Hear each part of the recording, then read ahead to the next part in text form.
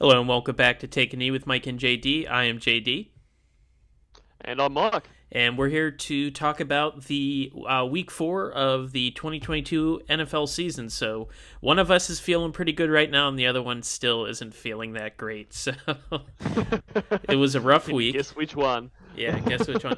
I tell you what, I was rooting. I can never. I don't know how I would ever say this, but I was rooting for the Patriots to win just so that we could both be miserable during this show. That's lovely, mate. Thank you. I'll remember that, Yeah, you're welcome. mate. And it looked like we'll talk about that more when we get into it. But I thought that was a very real chance of happening for most of that game.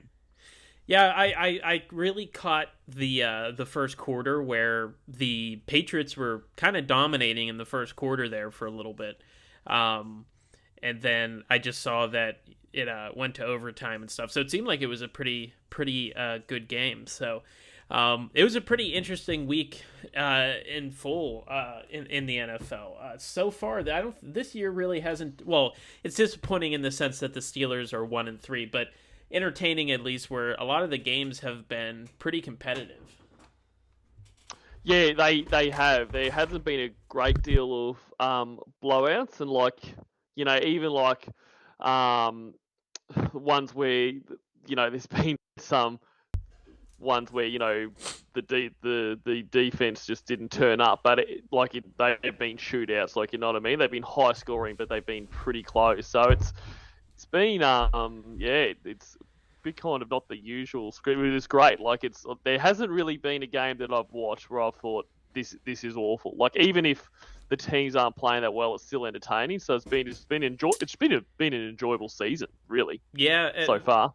it it has had some controversies, just like this week with Tua Tagovailoa being taken Mm. out of that game on Thursday night. It was a scary hit. I was watching it live, and because of how hard he hit his head, he sort of like his fingers were spasming almost, and I thought he had broken his fingers. I was like, oh, what did he get his hands caught underneath? And then we see that he was in a lot of distress there. So that seems that's like a big controversy. Where should he have played after taking that big hit against the Bills the week before? So um, it's a scary situation there for Tua. Obviously, since he was able to hang on and win that game, I thought Miami was playing pretty well. I thought they were. He was having some bad throws, but overall, Miami's offense was moving the ball with Tua in there, and then Bridgewater was okay, but really, I think Tua being out kind of sealed Miami's fate in that game. Um, Mm. but yeah, other than that, I think there's still a couple of surprise teams going on right now. One of the surprise teams is the fucking Pittsburgh Steelers, who blew a 10-point lead to the Jets. Um, it was just, the first half they weren't playing that great. Second half we're watching, and all of a sudden out comes number 8. Kenny Pickett walks onto the field for his first regular season action, and Mm. he moved the ball great. The offense looked totally different, and there's a great video that I saw where they showed the same play being run by Trubisky and being run by Pickett, and it's the all 22 film where you can see the whole field, and the wide receivers in both video were the same amount of space open. They were like wide open, and Mm. Trubisky ends up taking a sack where Kenny throws the ball with a guy in his face and picks up 20 yards. So it seems like he's reading the field a lot quicker.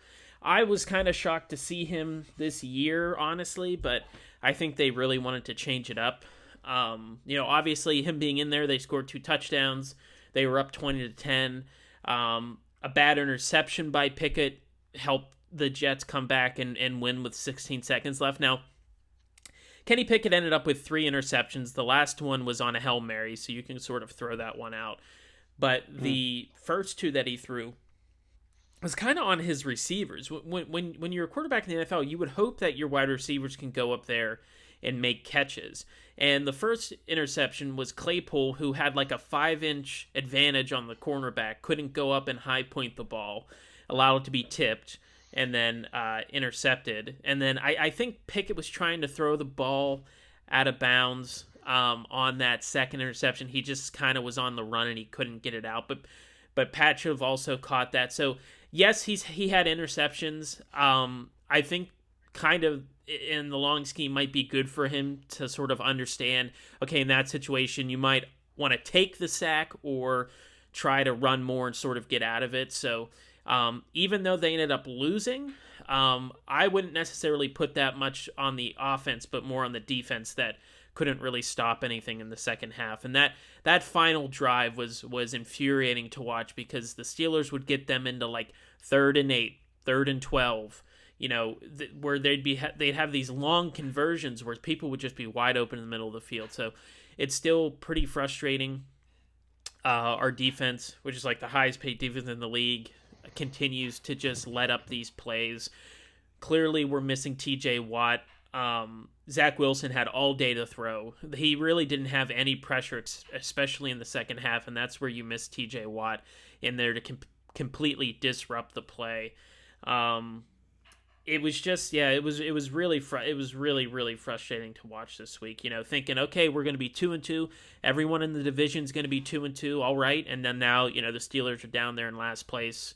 Like I said 2 weeks ago, at least Baltimore and Cleveland lost. I was hoping had Cincinnati lost, I would also feel a lot better. But the Steelers are down there tied. Well, not tied. Houston still doesn't have a win, but us and the Las Vegas Raiders with your favorite Hall of Fame quarterback, Derek Carr, over there for you. But yeah, it was. I when it was 2010, I went, oh great, okay, sweet, the Steelers are gonna win, and then they gave up 2 big touchdowns there at the end, and it was really heartbreaking. But had we, like we said last week, had we recorded immediately after these games, I wouldn't have a voice. I'd be screaming into the microphone about stuff. So it does help having 2 days in between the game to sort of calm down and sort of think logically about it, where I would have just been fired up if we were to like record some. We might want to do that one week, if like the Steelers and the Packers lose big time, just have us come on and just rant about something like in the heat of the moment. But the thing that's kind of scary though for the Steelers is that they're 1-3, and their next it's like 5 games. It's Buffalo, Tampa Bay, Miami, Cincinnati, I think, is back in there again. They have a horrible schedule as far as playing good teams over their next 5 games. So to start 1-3, that doesn't bode well for them over the course of these next 4 or 5 weeks. We're having winning teams come in. Yeah, so we got the Bills, Buccaneers, Dolphins, and then we do play the New Orleans Saints, which I'm hoping that game goes better against the Saints because they haven't been very good this year. But I think this might be the first losing season by Mike Tomlin in his coaching career. Oh, it was the Eagles. Yeah. We play the Eagles. So it's here. Our next 4 games are at Buffalo, home against Tampa, at Miami, and at Philadelphia. Those are our next 4 games. That's pretty tough. So we might come out of here 1-7. I honestly, I would take a split. If we end after these 4 games, if our record is 3-5, I'd take that. I think you take that all day. But that Tampa games, even though I don't think Tampa Bay's really looked that great this year, obviously, like we said, we don't count out Tom Brady and stuff like that. But Tampa just sort of hasn't been that dominating team that you would expect them to be. The Bills have had 2 really good tough games, but obviously they won this week. Miami, maybe without Tua, that might be an easier game. But I'm kind of worried about playing in Philadelphia. The Steelers do not win in Philadelphia, especially the way that team's playing right now. So we really have to sort of tread water here. Yeah, I mean, I don't think anyone wins in Philadelphia at the moment. To be fair, they have really surprised me. The Eagles. Yeah, I thought that they'd be a good team, but to be undefeated so far and play the way they have been, it's very impressive. Yeah, absolutely. Especially like we said in our preseason preview, this looked like it was Dallas's division, and even though Dallas is still right there at 3-1, without Dak, it looks like this might be Philadelphia's division to sort of run away with. I'm shocked how well Dallas has played. They were 0-1 with Dak and 3-0 without him. Cooper Rush has played pretty good actually. So it's been a weird. It's kind of been a weird, like we said, a weird season so far. It has been. But why don't you fill me in? Because I missed a little bit of that Packers game. So fill me in on what happened there. Yeah, look, it was a pretty odd game. Like, I mean, it was one of those it was the definition of an ugly win, and it was one of those games where you just take you're just happy to get the points in it. But like, I mean, with the way that they've played so far in the season, and the way that the Patriots have, and then knowing that the Patriots had lost Mac Jones, you kind of looked at this game and you almost you had well, I had pretty much had the points banked before kickoff. I just thought you can't see a scenario where the Packers lose. And leading up to it, I was watching analysts saying that this is potentially the upset of the week, and I just couldn't get it. I'm like, yeah, I mean, Colin Cowherd, who has the most ridiculous, and I just can never understand his hatred of the Packers, but Aaron Rodgers in general. Like, I know Aaron Rodgers is a very divisive person, but honestly, mate, just point to where the bad man hurt you and let us get over it, because it's fucking crazy. But he was talking about New England being 10-point winners and that. But I mean, obviously that was a bit closer to the truth than I probably thought at the time. Still, 10 points was crazy. But this one perplexed me a bit. I think this Packers offense is going to take time. Like, the defense still looks really, really good, especially against the pass. I mean, their run defense leaves a bit to be decided, but at the end of the day, I'm not unless we get into games like the way that the 49ers ran over us in the playoffs a few years ago. Like, unless it's that kind of stuff, I'm not too concerned. At the end of the day, my concern is the pass, because that's what can kill you. Like, unless you're in a bad kind of game scenario situation, the run's not going to kill you like the pass will. So I'm pretty happy with how they're going, and I know, especially considering they're without Jair, like that's just going to get better and better. But I just think the offense is going to take time. Like, I think they're relying on these rookies. I mean, once again, Dobbs is looking great. I think Watson is going to be a really slow burn. I'm not out on him, but he's your boy he's Dobbs not looking like it. Dubs. Hey? Dubs, is that what you called him before? I thought I said Dobbs. I meant to say Dobbs, but No, I was just saying because you would say Dubs, and Dobbs. You would always get it. You would always keep switching his name around. Yeah, I do. But look, yeah, I mean, he had a bit of an unfortunate drop, but like he was coming down with it. I think it's going to take time. I think they're going to lean on their running backs a lot, which I don't think is the worst thing, especially when those running backs are Dylan and Aaron Jones. So I'm not too concerned. And like, kind of when you look back at the game, like it was a weird game. Like, really, if you take out the pick, which that was such a not an Aaron Rodgers type throw. Like, and I think Rodgers was a bit off in this game. From what I saw, he seemed a little. He just didn't seem like Aaron Rodgers a little bit. Like it's kind of been an up and down season for him so far. Yeah, it has, and I think he's he takes a long time to trust receivers, and I think it's he's got so many new ones in there that he's needing to trust. But I mean, that was a bad throw. I mean, there's no read, Lazard is a good receiver, but that was a bad throw. So I mean, look, if you take that one out, and then you take out the Bailey Zapp touchdown, which is not a fucking touchdown. Like, I do not care. I mean, that delay of game, that was so late.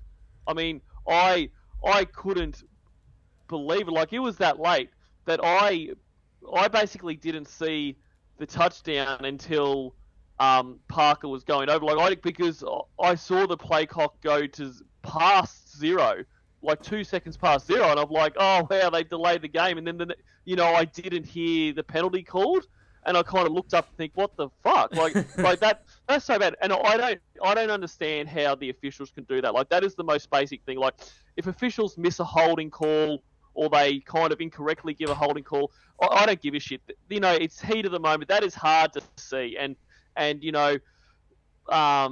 tackles are so good at disguising that. I can't give a shit, but if you have that many officials, you can't have one that can look at the clock and see zero and call it. I mean, you need another job.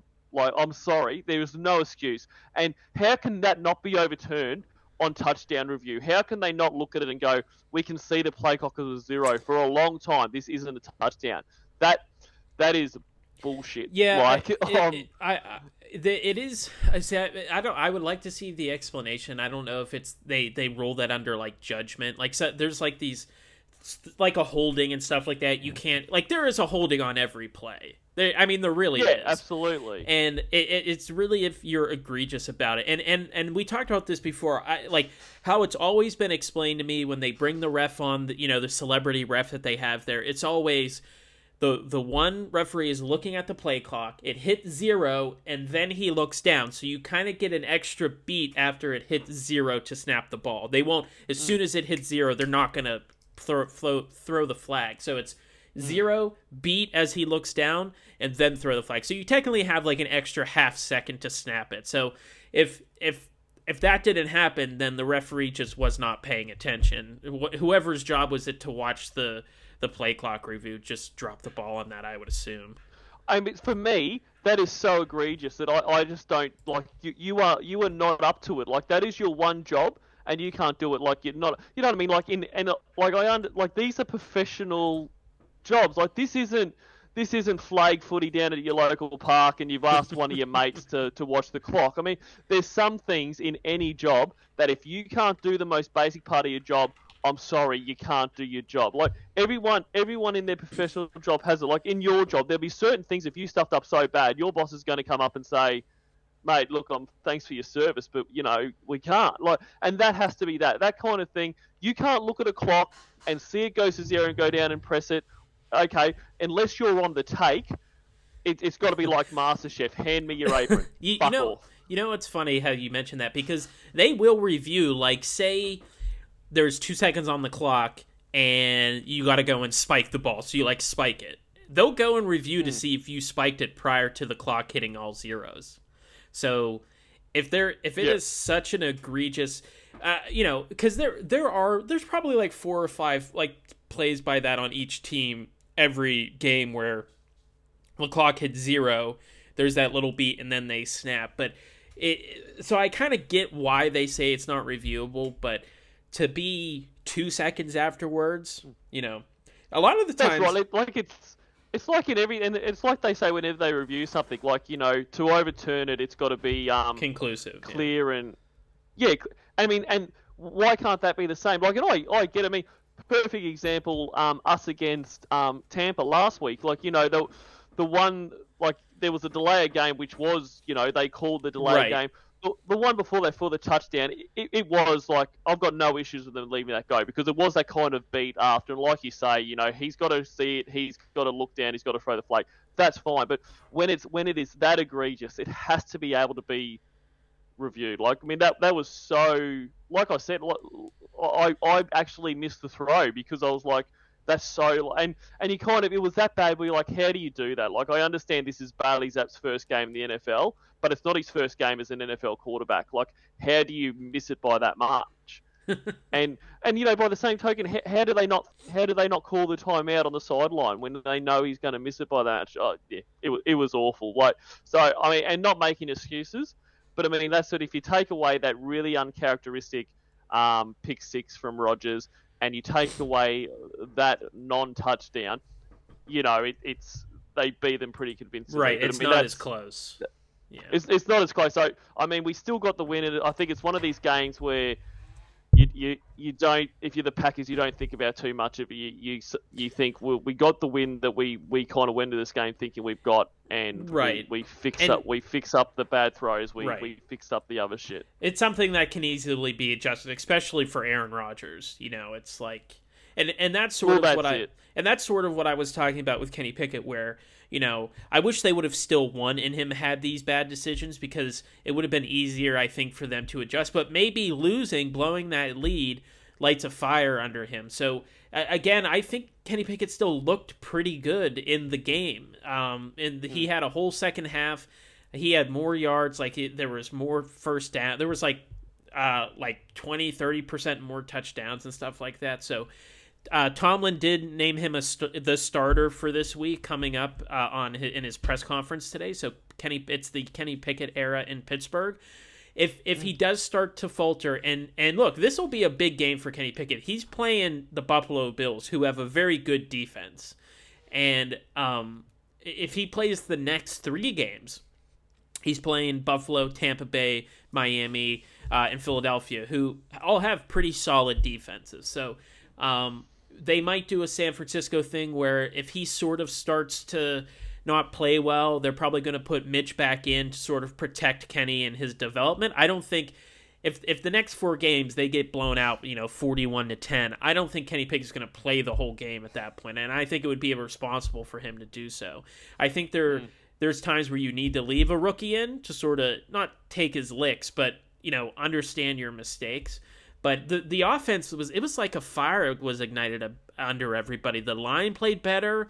Najee Harris played better. All the wide receivers played better. Besides those 2 interceptions where they should have caught them and not allowed it to be intercepted. The defense prior to those last 2 touchdowns played pretty well. Minkah had an interception. The ball just finds that guy. And now that they went out and got Myles Jack, where Minkah last year was basically playing as a linebacker last year. He wasn't playing as safety. They had to bring him up into the box so much, and now that he's back there, he's making these plays. He's getting the interception. Obviously I wish that his pick 6 would have counted, but they still scored a touchdown right after anyway. So it's funny. It's like I'm excited and also dreadful because of our schedule that's coming up, but I'm happy to see how well a full game of Kenny Pickett does.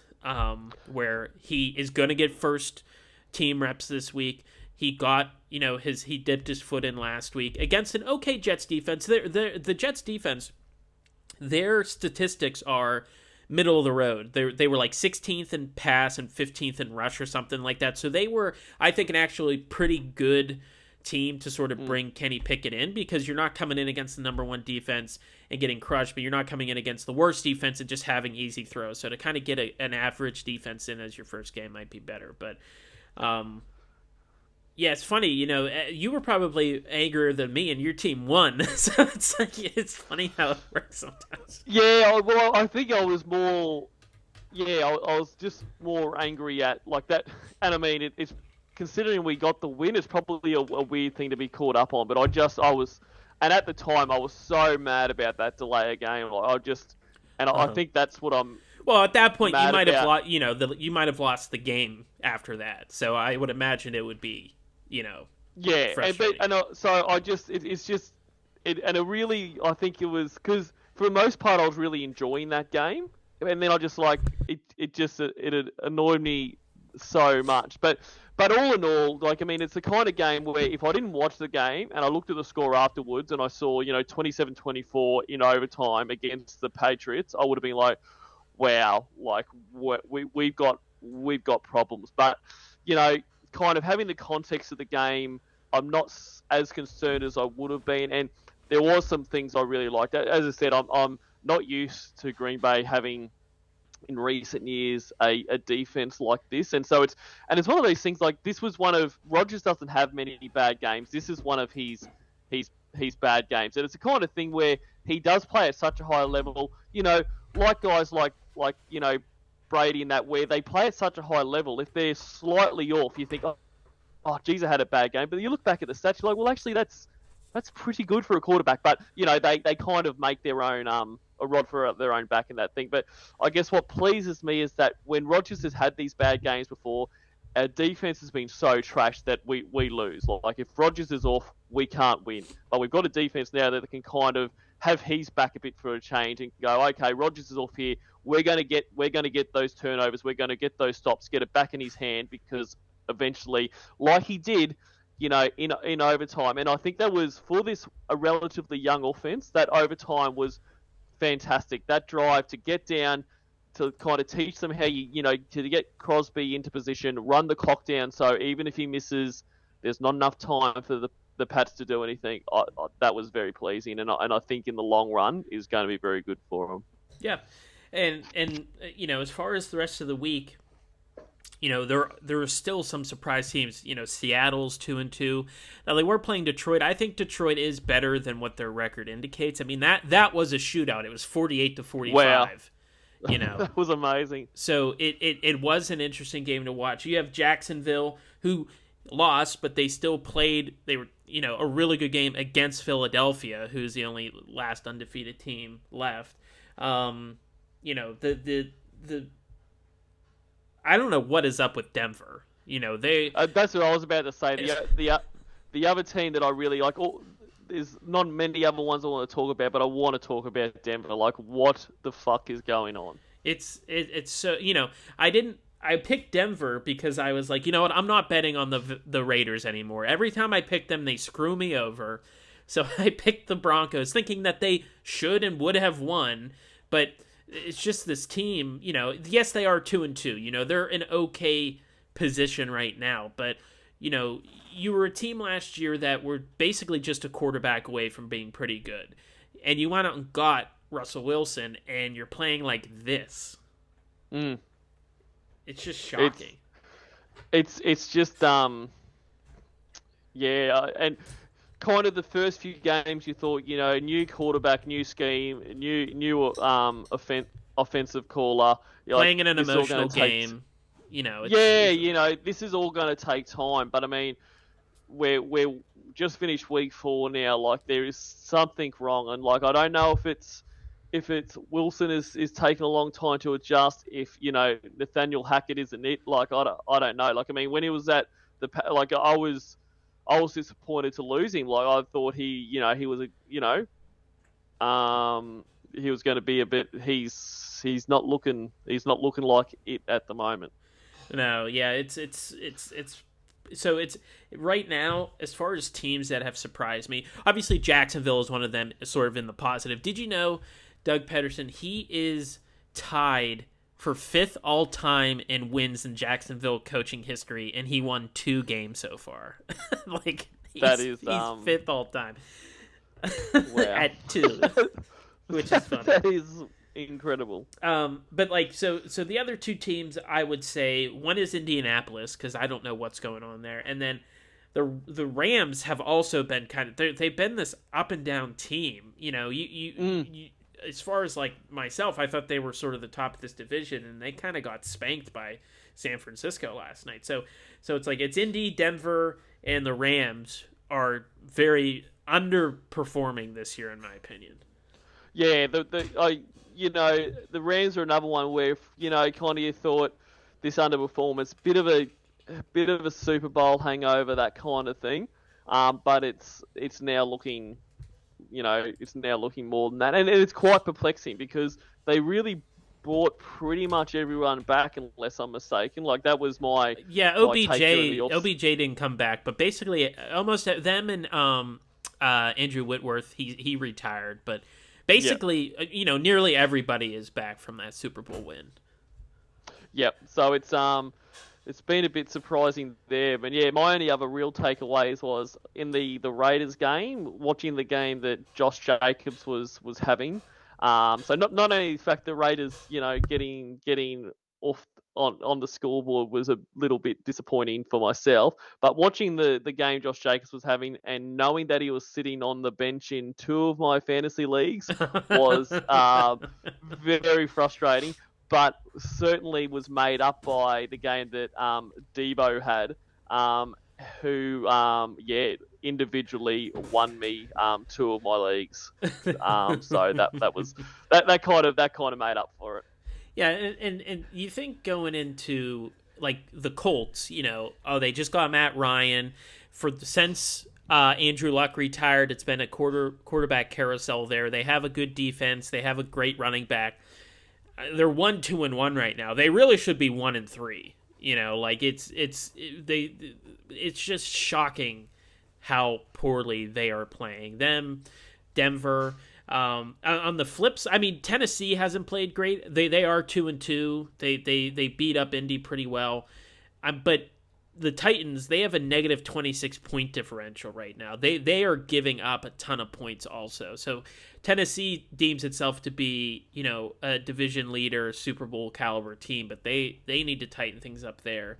But the last surprise so far, and we talked about this before, is the Giants keep winning. The Giants are 3-1. They're in second place in that division. They're one game out of that division lead, and they just keep winning. It's just it's like now they did have a good draft. Both New York teams had a good draft. I don't think this is the Giants and the Jets of like the last few years, but I just didn't think that they were going to take this big of a step forward this year yet. I thought it'd be like one more year, but. The Eagles are 4-0. They're feeling pretty well at the quarter mark of the season, almost the quarter mark of the season. And you have Dallas and another team in New York right on your heels there. So you have to just continue to win if you want to win this division. So like a couple years before, we thought the NFC East, you might just need nine wins to win that division. But this year you might need 12 or 13 to win seeing how this division's going right now. Yeah, exactly. It's the real. When you add it all up, there's a lot of surprises, both for the positive and the negative in a lot of teams so far. It'll be interesting to see in the coming weeks. Is this just a bit of a leveling out period? A bit of some teams overachieving, some teams underachieving, or is this kind of the new normal for a lot of these teams? So. Yeah, it's weird. It's kind of there has been a lot of parity in the league this year.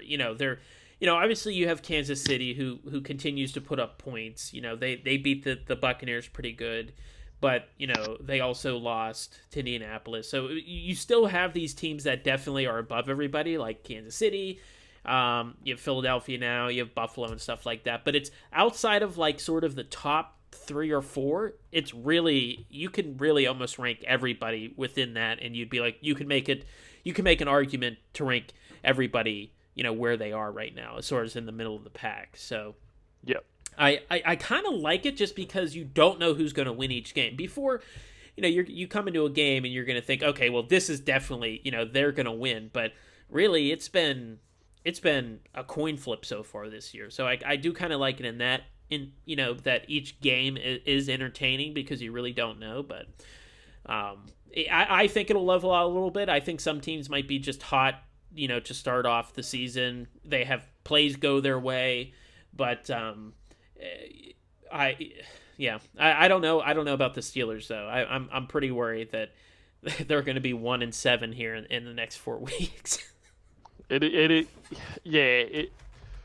needed to pick up the wins before this stretch of the. Here's the thing: if they're not going to make the playoffs, I would rather them lose. Like I don't want them to lose, but if we aren't going to make the playoffs, I would want like a top 7 pick. Go out there, pick the best tackle available, best guard available. Your first 2 picks, go after linemen, build up a good line, because that's really what they need right now. They need line help on offense. Probably pick up another wide receiver because I think Claypool has just been garbage this year, and then get some depth pieces. But they're still a good team right now. But like I said, if they're gonna lose, even though it'll hurt my heart every week just seeing them lose, if it comes out to where they get a top 7 pick and they get a Hall of Fame caliber lineman, that kind of will make it feel a little better. Absolutely. All right. Well. Thank you everybody for joining us here on our week 4 review. Please like and subscribe. Comment down below how you thought this last week went. And if you stay tuned, we should be putting out our week 5 Pick'ems video here in the next day or so. So Thanks for joining us, and I hope you have a nice day. Thanks, guys.